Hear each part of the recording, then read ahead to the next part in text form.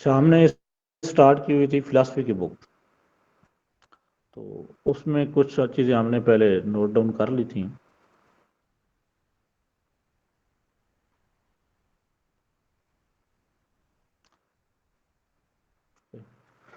तो आज हमने स्टार्ट करना है जनरल फिलासफी से। जनरल फिलासफी, जैसा कि मैंने पिछले लेक्चर में आपको बताया था कि जनरल फिलासफी जो है वो मेजर 5 हैं। कौन कौन सी हैं general philosophies?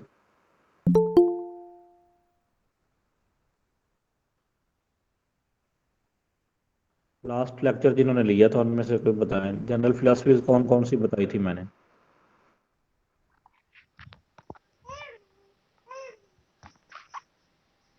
Sir realism, naturalism, दो हो गई। कंस्ट्रक्ट रिकंस्ट्रक्शनिज्म। नहीं, वो तो हो गई ना दूसरी। जी। आइडियलिज्म वो भी हो गई। हाँ, आइडियलिज्म 3 हो गए। प्रैग्मेटिज्म और जी। एसेंशियलिज्म।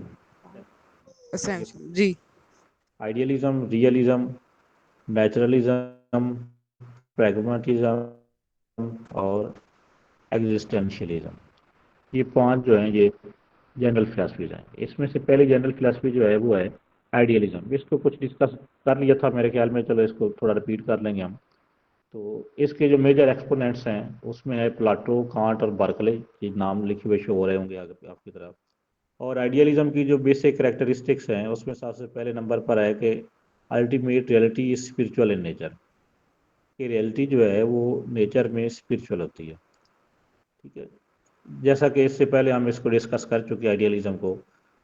इसको इस जो है स्पिरिचुअलिज्म वाले हिस्से को भी डिटेल के साथ कि प्लेटो ये समझता था कि ये दुनिया जो है ये ख़त्म हो जाती है। ठीक है, फिजिकल वर्ल्ड जो है वो मॉर्टल है, एक दिन ख़त्म हो जाएगी।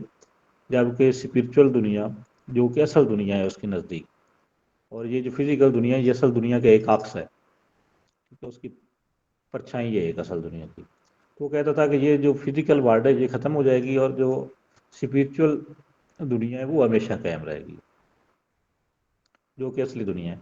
तो वही कुछ जो है वो उसकी फिलासफी में भी है। Material world is mortal while ideas are eternal. कि वर्ल्ड जो है वो मॉर्टल होती है जबकि आइडिया जो होता है वो एटर्नल होता है। Body is false and mortal while soul is true and immortal. कि जिस्म जो है ये ख़त्म हो जाएगा एक दिन, लेकिन रूह जो है वो हमेशा रहती है। Values are pre existing and unchanging. कि आइडियलिज्म वालों का कंसेप्ट ये है कि जो वैल्यूज़ होती हैं वो प्री एग्जिस्टिंग होती हैं और वो उनको हम चेंज नहीं कर सकते। एम्स ऑफ एजुकेशन इनके नज़दीक है exaltation of human personality, self realisation, universal education, enrichment of cultural environment और कल्टिवेशन ऑफ मॉरल वैल्यूज़। ये इंसान की शख्सियत की मुकम्मल नशो नुमा। ठीक है, उसके बाद सेकंड नंबर पर सेल्फ रियलाइजेशन, कि अपने आप को पहचानना जिसको आप कहते हैं। ठीक है, ये सेल्फ रियलाइजेशन और एक दूसरा वर्ड जो है वो है सेल्फ एक्सप्रेशन। तो इनमें फ़र्क है। सेल्फ रियलाइजेशन जो है उसका ताल्लुक आइडियलिज्म के साथ है, और सेल्फ एक्सप्रेशन जो है इजहार करना अपना जो कुछ आपके पास है उसका जो है वो नेचुरलिज्म में आ जाता है।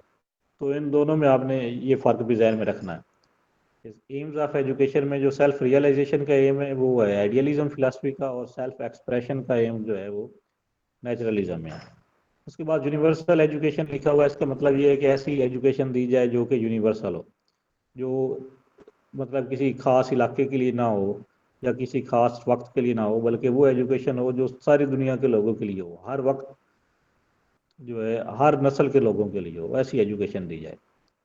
और एजुकेशन का एम था कल्चरल इन्वायरमेंट इंक्रेज करना, उसको कल्चर को इंक्रेज करना, और मॉरल वैल्यूज़ जो है वो माशरे में उनको परवान चढ़ाना। आइडियलिज्म की अगर हम करिकुलम की बात करें तो curriculum consist of humanities and cultural study. Curriculum में ये ह्यूमैनिटीज़ और कल्चरल स्टडी पे फोकस करते हैं। दो किस्म की एक्टिविटीज़ होती हैं, फिजिकल और स्पिरिचुअल एक्टिविटीज़। फिजिकल एक्टिविटीज़ में कौन कौन सी एक्टिविटीज़ हैं, इस जिसमें उन्होंने लिखा है कि physical activities include health hygiene. Health और हाइजेनिक से रिलेटेड जो एक्टिविटीज़ हैं वो फिजिकल एक्टिविटीज़ होंगी। इसके अलावा सब्जेक्ट्स ये कौन कौन से पढ़ाते हैं, जिसमें हिस्ट्री है, geography, language, fine arts, morality, science religion sciences, mathematics and other should be included in the curriculum. उसके बाद टीचिंग मेथड की अगर हम बात करें तो जो प्लाटो है उसने सोक्रेटिक मेथड ही यूज़ किया था। सोक्रेटिक मेथड जो है वो सवाल जवाब का तरीका, क्वेश्चन आंसर मेथड जिसको हम कहते हैं, जो कि सोक्रात ने बनाया था। तो ये प्लाटो जो है ये सोक्रात का शागिर्द था, और एरिस्टोटल जो है वो इसका शागिर्द था प्लेटो का। या some other idealist suggest deductive method and inductive method. Deductive और इंडक्टिव मेथड जो है वो हम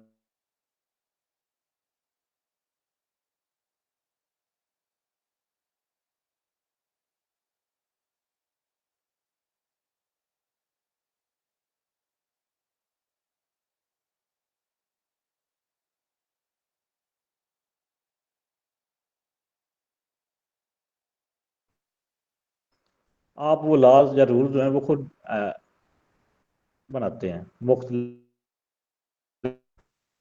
ठीक है, मतलब आप स्पेसिफिक सिचुएशन का को स्टडी करते हैं और उसके बाद उनको जनरलाइज करते हैं। उसके बाद टीचर का किरदार इसमें क्या होता है कि टीचर ऑल इन ऑल होता है आइडियलिज्म वालों के नज़दीक। और अगर टीचर नहीं होगा तो कोई एजुकेशन नहीं होगी। मतलब एक जो टीचर को रूहानी बाप का दर्जा दिया जाता है, टीचर ये फैसला करता है कि उसने बच्चों को क्या पढ़ाना है, कितना पढ़ाना है, कब पढ़ाना है। एजुकेशन की सारी जिम्मेदारी जो है वो टीचर पर होती है। उसके बाद आइडियलिज्म डिसिप्लिन।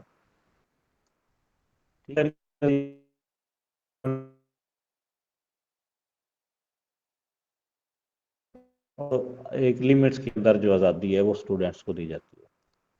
इस पे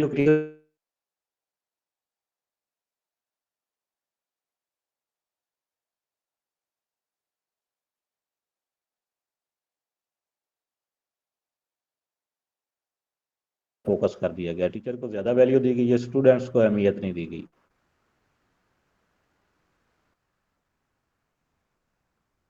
उसके बाद है नेचुरलिज्म। ये सेकंड फिलॉसफी है, और इसको जो इसका फाउंडर था वो था रूसियो। तो उसकी जो एक मेजर बुक है ईमाइल, उसके अंदर उसने इस फिलॉसफी को डिटेल के साथ डिस्कस किया। तो उस जो मेन स्लोगन था इस फिलॉसफी का वो था,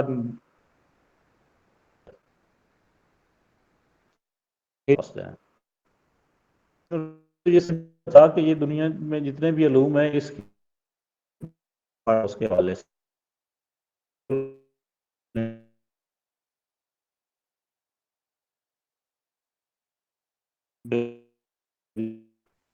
गुफ्तगू का।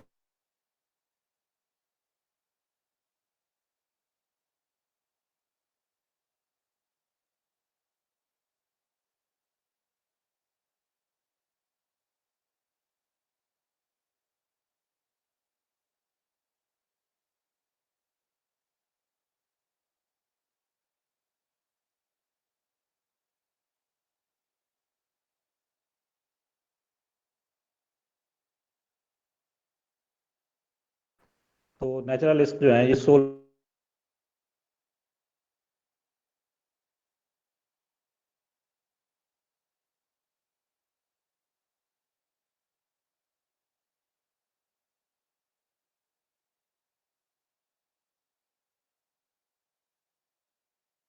के थ्रू हासिल करते हैं। और नो एब्सोल्यूट गुड और बैड, कोई भी जो है चीज़ उसको हम अच्छा या बुरा जो है वो नहीं होती, बल्कि ये उसका इस्तेमाल होता है जो अच्छा या बुरा बनाता है। या वक्त के साथ साथ अच्छाई और बुराई का तस्वर जो है वो चेंज होता रहता है।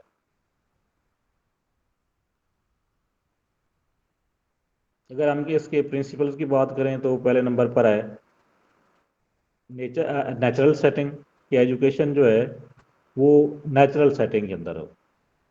कि मिसाल के तौर पर आपने बच्चे को अगर पौधों के बारे में पढ़ाना है तो आप उसको किताबों का रट्टा लगवाने के बताएं, उसको पौधों के पास ले जाएं, वहाँ पे नेचर को मद्देनजर पढ़ाएं। मतलब इसमें वो उसको ट्रिप करवाएं बच्चे को, या उसको फील्ड में लेके जाएं, इस तरह पढ़ाएं बच्चे को। सर जैसे learning by doing. Learning by doing भी आप कह सकते हैं किसी हद तक।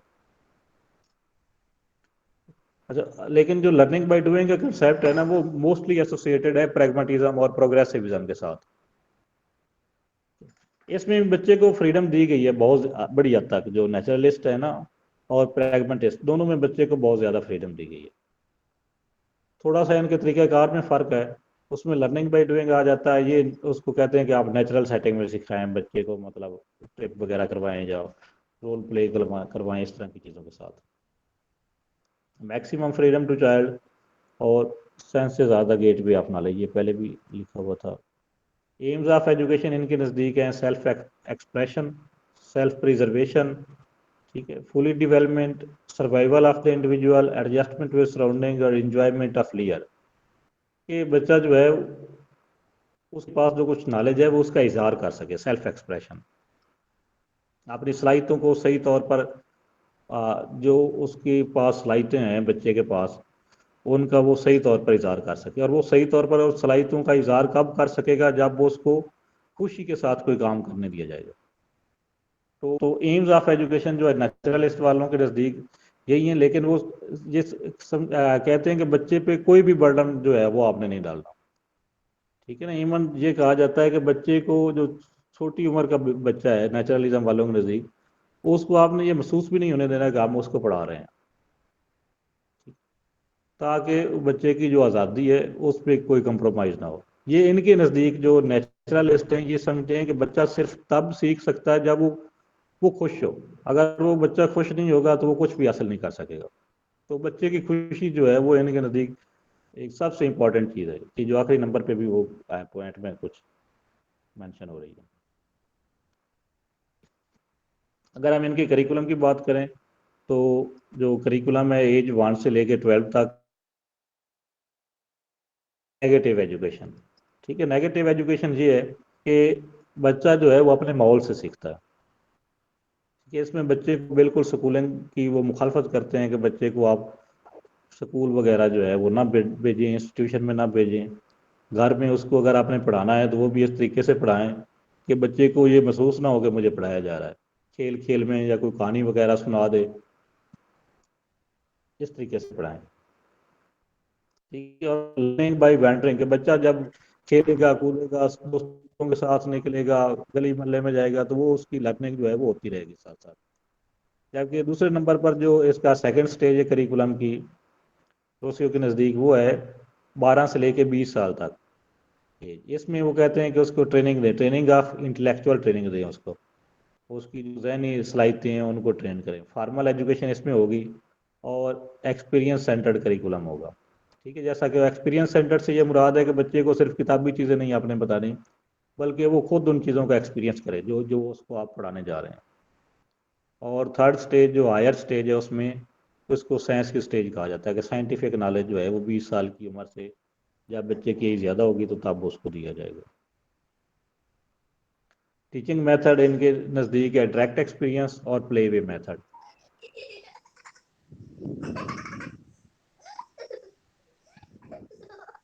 डिसिप्लिन अनरिस्ट्रिक्टेड फ्रीडम, ठीक है, कि बच्चे को आपने कोई रिस्ट्रिक्शन नहीं लगानी नेचुरलिज्म वालों के नज़दीक, ठीक है। चेक्स आर आल्सो भी नेचुरल, कि जो बच्चे पे अगर आपने कोई पाबंदी लगानी भी है तो वो बच्चे को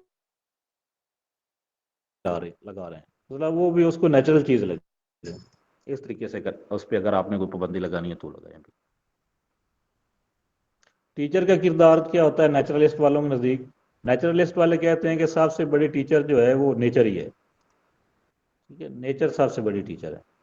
तो जो एक्सट्रीम नेचुरलिस्ट हैं वो तो टीचर के किरदार को बिल्कुल जो है वो इग्नोर करते हैं। लेकिन जो आप कह लें कि जो एक्सट्रीम नेचुरलिस्ट नहीं है, उनके नज़दीक टीचर जो है उसका काम होता है डायरेक्टर का काम, कि उसने बच्चों के लिए एक्टिविटीज़ जो है वो प्लान करनी है, कि बच्चों को ट्रिप पे कब ले जाना है, किस वक्त कौन सी एक्टिविटीज़ करवानी है। तो ये टीचर का किरदार है, एक स्टेज मैनेजर का कह लें उसका किरदार है। इसमें ये मेरिट्स और डीमेरिट्स जो हैं ये नोट डाउन नहीं किए हुए। तो इसमें क्या फ़र्क आपको नज़र आता है और रियलिज्म में क्या फ़र्क है, सॉरी नेचुरलिज्म में? सबसे पहले आपने जो फ़र्क देखना है वो आपने देखना है कि रियलिटी के तस्वर में क्या फ़र्क है। नंबर एक, रियलिटी। तो आइडियलिज्म के नज़दीक रियलिटी क्या है और नेचुरलिज्म वालों के नज़दीक रियलिटी क्या है, सिर्फ एक एक लाइन में बताएं। आइडियलिज्म के नज़दीक रियलिटी जो है वो स्पिरिचुअल है, जो नेचुरलिज्म है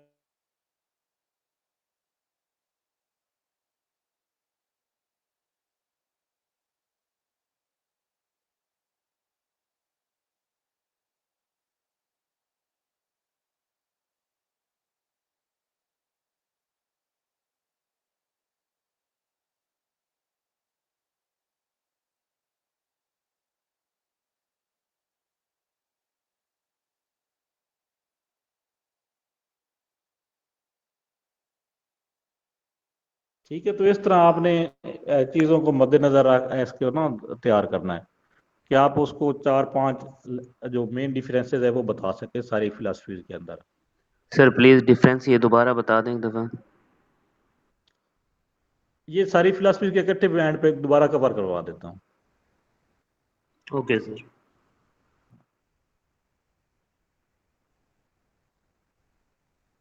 अच्छा, उसके बाद थर्ड फिलासफी जो है वो है रियलिज्म।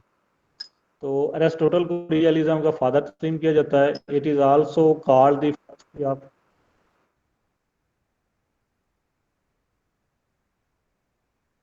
सेंस और फिलासफी ऑफ कॉमन सेंस भी कहा जाता है रियलिज्म को।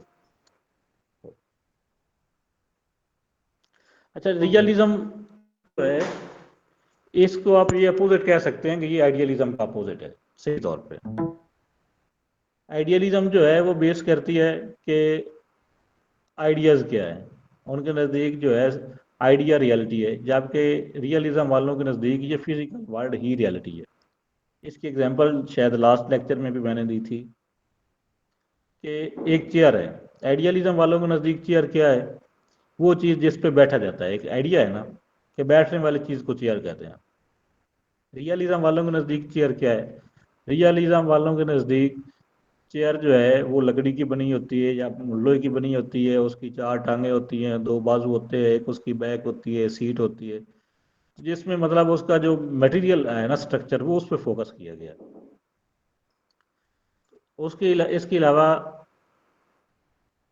इस सॉरी इसके हम एम पढ़ रहे थे, give knowledge to peoples about human society, human nature, motives and institution. और दूसरा इसका है एडजस्टमेंट इन सोसाइटी, के बच्चे को आपने सोसाइटी में रहने के काबिल बनाना है।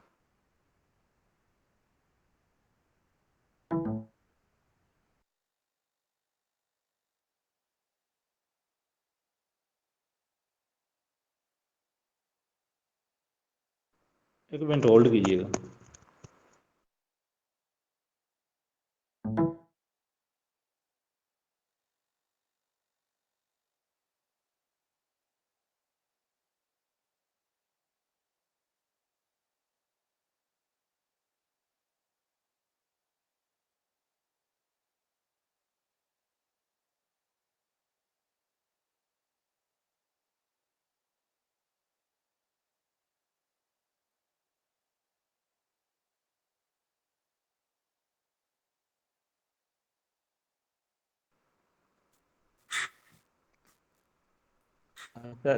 एम्स ऑफ एजुकेशन क्या है इनके नज़दीक? एम्स ऑफ एजुकेशन है कि बच्चे को आपने सोसाइटी में रहने के काबिल बनाना है, उसको सोसाइटी का इल्म देना है, ह्यूमन सोसाइटी के बारे में बताना है। ठीक है, जो सोसाइटी के मुख्तलिफ इंस्टीट्यूशन होते हैं उनके बारे में बताना है, उनकी नेचर के बारे में बताना है। ये इसका मेन एम है।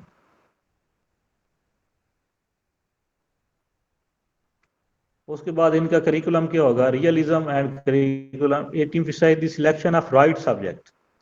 ठीक है, रियलिज्म में ज़्यादा फोकस किस चीज़ पे किया जा रहा है? राइट सब्जेक्ट्स के ऊपर। राइट सब्जेक्ट से क्या मुराद है इनकी? ठीक है, उसकी आगे 3 जो है चीज़ें उनकी वजाहत की प्रीवियस ट्रेनिंग के, वो सब्जेक्ट जो है जो आप बच्चे को पढ़ा रहे हैं वो उसकी प्रीवियस ट्रेनिंग से रिलेट करता हो। मतलब जहाँ से आप स्टार्ट कर रहे हैं उससे पहले की चीज़ें उसने सीखी हुई हूँ बच्चे ने।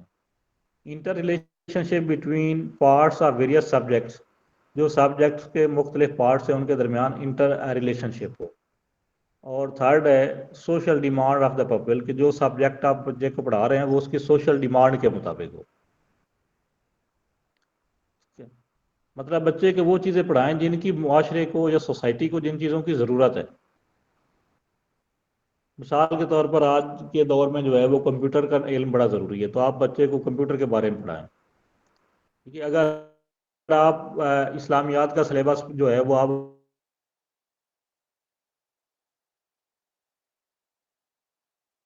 को किस तरह दिया जाता है, तो आज ना गुलाम होते हैं ना कनीज़ें होती हैं, तो वो जो है वो सारा आपकी सोसाइटी से लिंक ही नहीं करेगा नॉलेज। तो इनके नज़दीक वो सब्जेक्ट बच्चे को पढ़ाएं जो पिछले 20-30 साल से सोसाइटी में सरवाइव करने के लिए ज़रूरी समझा जाता है। अच्छा, यहाँ पे मैं थोड़ी सी वजाहत और कर दूं कि आइडियलिज्म वाले जो है ना वो भी फोकस करते हैं कि बच्चे को वो नॉलेज पढ़ाएं जो मतलब लंबे अरसे से चलाता आ रहा हो, भी ये कहते हैं। लेकिन रियलिज्म का फोकस ये है कि आपने पिछले 10-20-30 साल तक सिर्फ देखना है, उससे ज़्यादा नहीं जाना। आइडियलिज्म वाले तो यूनिवर्सल एजुकेशन की बात करते हैं, देखते हैं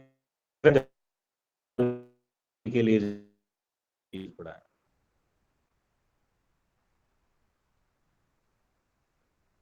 जो आर्ट है, painting,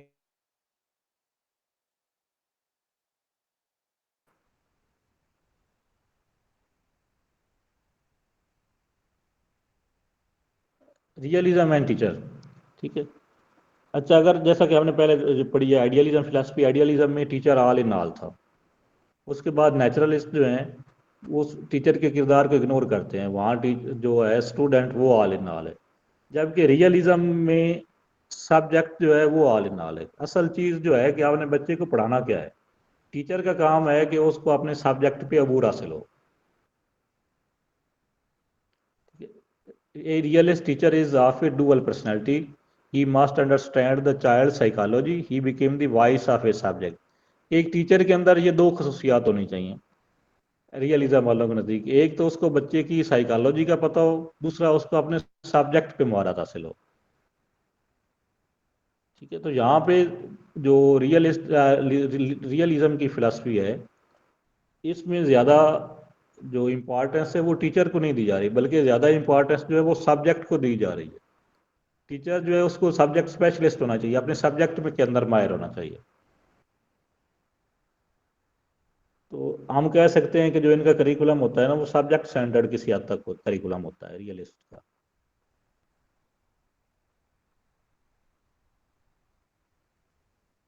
method of teaching, it start with the help of past to explain whole, जिसको हम कहते हैं कि एनालिटिकल मेथड। ठीक है, तो इसमें एनालिटिकल मेथड जो है उसको फोकस किया गया है कि आप पार्ट्स की मदद से होल को एक्सप्लेन करते हैं। ठीक है, जो थे आइडियलिज्म वाले उनका मेथड सिंथेसिस मेथड था जो कि इसके अपोजिट था। As emphasis objectivity. ठीक है, उसके अलावा एजुकेशन शुड बी प्रैक्टिकल और यूटिलिटेरियन, के बच्चे को जो आपने एजुकेशन देनी है वो प्रैक्टिकल हो और उसका मुआशरे के अंदर कोई फ़ायदा भी हो, यूटिलाइज भी हो सकती हो।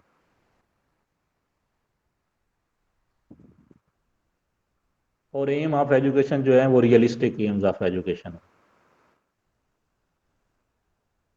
उसके बाद थर्ड फिलॉसफी हमारे पास है प्रैग्मेटिज्म। रिगार्डिंग इसके साथ साथ कर रहे हैं हम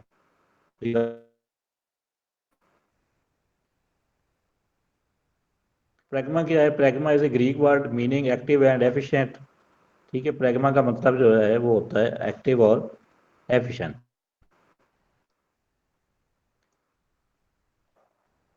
what is useful is good and what is good is useful. Pragmatism वालों के नज़दीक अच्छा क्या है, जिसका कोई फ़ायदा है। ठीक है, और जिस चीज़ का कोई फ़ायदा नहीं है, मतलब जो चीज़ यूजफुल नहीं है तो वो गुड भी नहीं है, वो अच्छी चीज़ भी नहीं है। मतलब यहाँ पे ज़्यादा अहमियत जो प्रैग्मेटिज्म में आ रही है वो है कि कोई चीज़ कितनी एफिशिएंट है, कोई चीज़ जो है उसको हम सोसाइटी में कितना यूटिलाइज कर सकते हैं। तो जो चीज़ या आइडिया ज़्यादा यूटिलाइज हो सकता है उसकी ज़्यादा वैल्यू है। It is an American philosophy और इसके जो मेजर एक्सपोनेंट हैं उसमें विलियम जेम्स है, किलपैट्रिक है। किलपैट्रिक जो है इसको प्रोजेक्ट मेथड का फाउंडर भी तस्लीम किया जाता है। ये एक इम्पॉर्टेंट एमसीक्यूज है कि किलपैट्रिक जो है ये प्रोजेक्ट मेथड का फाउंडर है।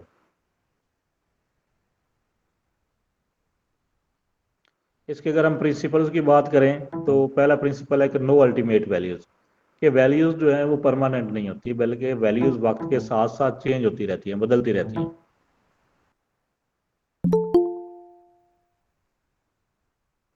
इसके अलावा एम्फेसिस ऑन एक्सपेरिमेंटेशन, एक्सपेरिमेंट पे फोकस करते हैं। ये एक प्रैक्टिकल फिलासफी है, human development according to the environment, ठीक है, कि इन्वायरमेंट के मुताबिक जो है वो ह्यूमन डेवलपमेंट हो। फेथ इन डेमोक्रेसी, डेमोक्रेसी को फोकस करती है ये फिलासफी। और रिवोल्ट अगेंस्ट ट्रेडिशनलिज्म, जो ट्रेडिशनल फिलासफीज है रियलिज्म और आइडियलिज्म, इन दोनों को ट्रेडिशनल फिलासफी तस्लीम किया जाता है। तो ये उन दोनों फिलासफीज के खिलाफ एक रिवोल्ट था। Reality still in the making, तो प्रैग्मेटिज्म वालों के नज़दीक कोई रियलिटी नहीं है, रियलिटी जो है वो चेंज होना ही है। रियलिटी परमानेंट नहीं होती, रियलिटी चेंज होती रहती है, बदलती रहती है। और इसके अलावा ये एक्टिविटी पे फोकस करते हैं। एम्स ऑफ एजुकेशन इनके नज़दीक है क्रिएशन ऑफ न्यू वैल्यूज़, नई वैल्यूज़ क्रिएट करना सोसाइटी के मुताबिक। इसके अलावा एक्टिविटी एंड एक्सपीरियंस, कि आपने बच्चे को एक्टिविटीज़ करवानी है, उसको एक्सपीरियंस फ्राहम करना है। एजुकेशन का मकसद इन नज़दीक होता है पर्सनल और सोशल एडजस्टमेंट और रिकन्स्ट्रक्शन ऑफ एक्सपीरियंस। ये टर्म जो है ये यूज़ जॉन डेवी ने की थी, रिकन्स्ट्रक्शन ऑफ एक्सपीरियंस, कि बच्चे जो हैं वो अपना एक्सपीरियंस खुद रिकन्स्ट्रक्ट करें। और ओवरऑल डेवलपमेंट या ऑल राउंड डेवलपमेंट, के बच्चे को ऐसी एजुकेशन दें जो कि उसकी हमजैत, जिसको हम कह सकते हैं डेवलपमेंट, वो करें।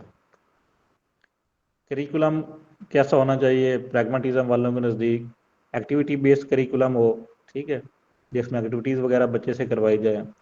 यूटिलिटेरियन करिकुलम, यूटिलिटेरियन का मतलब ये है कि सब्जेक्ट वो इंक्लूड करें जिसका सोसाइटी को फ़ायदा हो।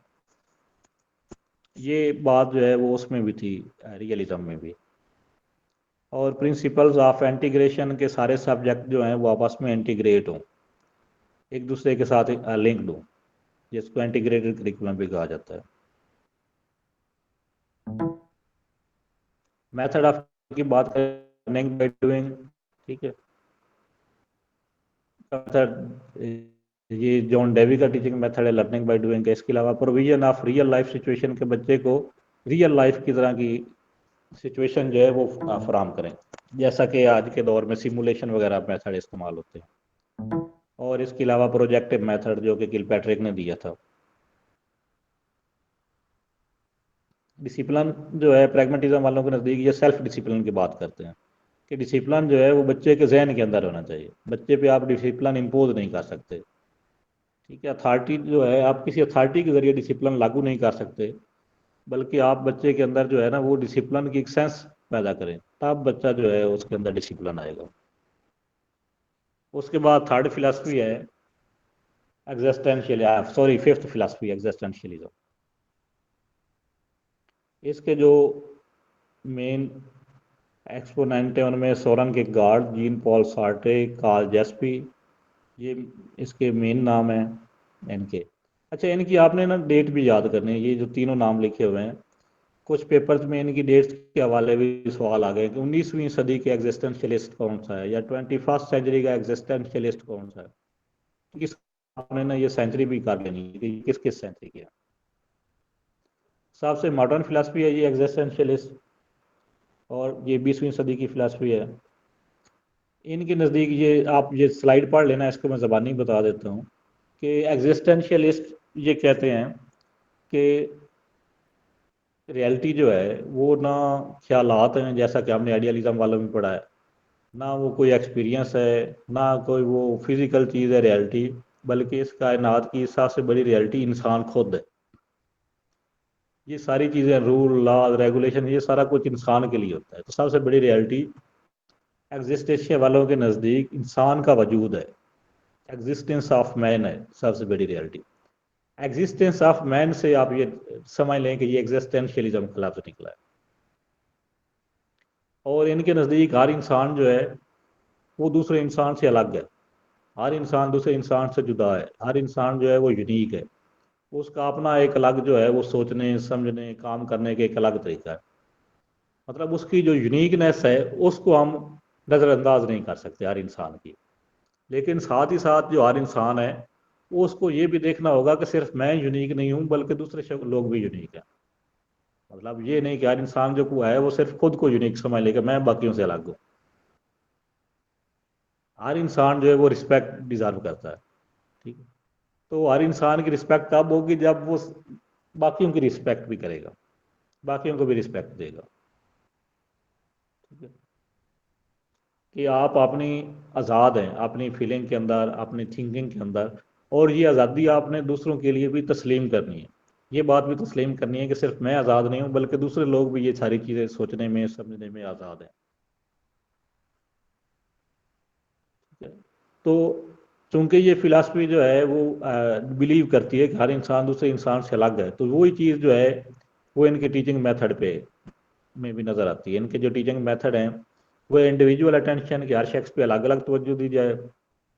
नो इंडोक्ट्रिनेशन, इंडोक्ट्रिनेशन का मतलब है कि आपने उसकी जहन साजी करनी है या रट्टा लगवाना है, वो चीज़ें नहीं करनी आपने, बल्कि उसको खुद फैसला करने दें। होम एजुकेशन, घर में तालीम दें। और no place for group dynamic, जो ये समझते हैं कि आप क्लास में इकट्ठी सारे बच्चों को तालीम नहीं दे सकते क्योंकि हर बच्चा दूसरे बच्चे से अलग है, उसकी अलग ज़रूरियात हैं, अलग थिंकिंग है, तो आप ग्रुप स्टडी नहीं करवा सकते, हर बच्चे को अलग अलग स्टडी की ज़रूरत है। तो ये थी 5। ठीक है,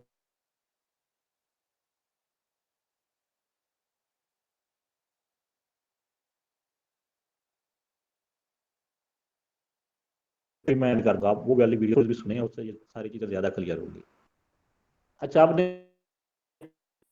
लाइन में इन सारी चीज़ों को याद रखा। सबसे पहले नंबर पर है रियलिटी। तो आइडियलिज्म वालों के नज़दीक रियलिटी क्या है?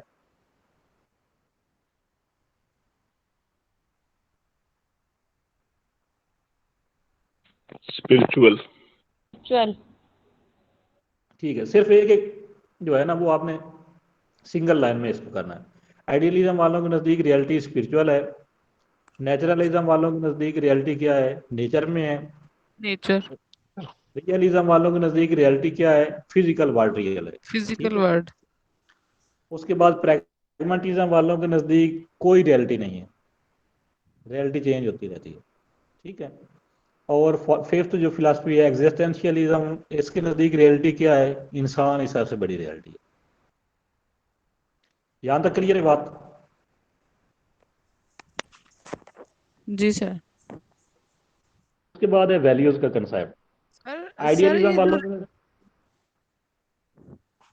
ये जो फिलोसफीज हैं इनमें से क्वेश्चंस क्या मतलब ज्यादा आता है पीपीएससी में?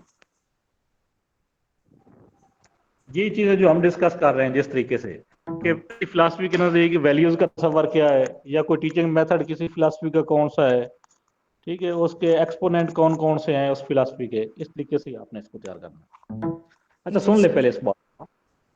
ये हमने देख लिया कि रियलिटी क्या है, उसके बाद हम देखते हैं कि सारी फिलासफीज में वैल्यूज को किस तरह वैल्यूज को कर लेते हैं। ठीक है, तो आइडियलिज्म में वैल्यूज क्या होती हैं? आइडियलिज्म के नज़दीक वैल्यूज पर ही डिटरमाइंड होती है, उनको चेंज नहीं कर सकते। ऐसे ही है।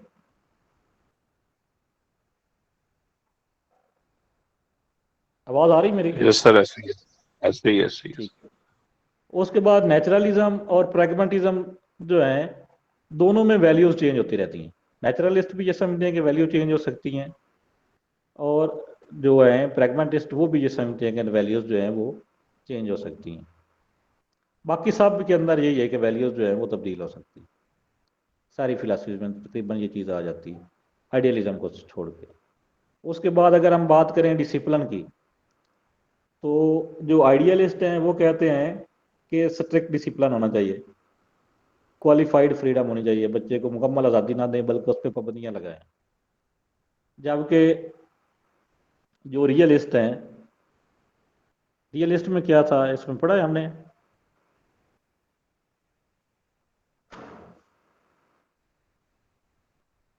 इसमें हमने नहीं पढ़ा, ठीक है। रियलिस्ट वाले भी जो हैं वो भी कहते हैं कि आप बच्चे को जो है उस पर मुकम्मल पाबंदी नहीं लगा सकते, उसके मतलब दिमाग के अंदर जो है वो आपने चीज़ पैदा करनी है। जो नेचुरलिस्ट हैं वो बिल्कुल इग्नोर करते हैं, वो कहते हैं कि बच्चे को मुकम्मल आज़ादी दें, ठीक है। प्रैग्मेटिज्म वाले भी यही कहते हैं कि आप बच्चे को मुकम्मल आज़ादी दें, उस पर आप रिस्ट्रिक्शन ना लगाएं। अगर हम टीचर के किरदार की बात करें तो आइडियलिज्म फिलासफी में टीचर जो है वो ऑल इन ऑल होता है, वो ही सारा फैसला करता है कि आपने बच्चे को क्या पढ़ाना है, कब पढ़ाना है। जो उसके बाद नेचुरलिस्ट फिलासफी है उसमें टीचर जो है वो एक स्टेज मैनेजर का किरदार होता है, एक एक्टिविटीज जो है उसको उसने तरतीब देनी होती है, कौन सी एक्टिविटी कब करवानी है, इतना ही किरदार है टीचर का, इससे ज़्यादा किरदार नहीं है। उसके बाद रियलिस्ट फिलासफी में टीचर जो है वो all in all sorry teacher जो है वो सब्जेक्ट एक्सपर्ट होता है, उसको अपने सब्जेक्ट पे कमांड होनी चाहिए, जो सब्जेक्ट वो पढ़ाने जा रहा है। उसके बाद प्रैग्मेटिज्म फिलासफी के अंदर टीचर का किरदार एक फैसिलिटेटर का किरदार होता है, ठीक है। और एक्जिस्टेंशियलिज्म में भी जो है वो कहते हैं कि आप बच्चे को होम एजुकेशन दें, उसको घर पर ही पढ़ाएं।